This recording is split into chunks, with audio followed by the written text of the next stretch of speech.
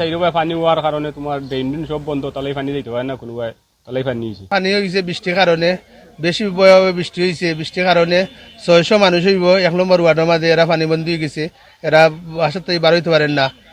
আর বেশি পানি হয়ে গেছে 1 নম্বর ওয়ার্ড, 2 নম্বর ওয়ার্ড, দুইও সাইডে দিয়ে পানি ব্লক হয়ে গিয়া।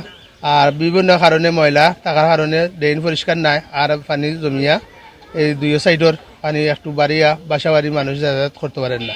আমাদের পানি স্কুলটা সব বাচ্চা কাছে যাওয়ার সুবিধা, পানি খাঞ্জিল লেগে প্রাইভেট যেতে পারতেছেন আপনার কি সমস্যা। থেকে আমরা এই বাসার পানি ওঠার কারণে আমরা কোনো মালই তাৎক্ষণিক অবস্থা তুলতাম পারছি না, প্লাস বিদ্যুৎ না থাকার কারণে আরও অসুবিধা হয়েছে।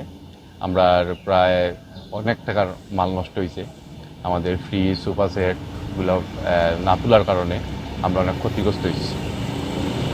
এক রাত করে মেঘে গলা পানি, গত রাতকে কারেন্ট আসিল না, কিছু তাও হটাম পারছি না, এই কারণে আতরাই আইছি, মালামাল সব ভিজের।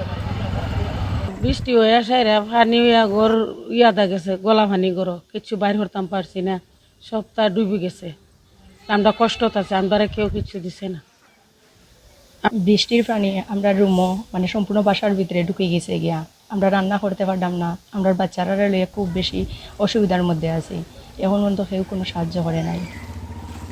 দেখি মানে এই তো মোটরসাইকেল নিয়ে দেখি মানে পানি, বা এইটা কল্পনাও করছি না যে রাস্তার উপরে এত পানি হবে।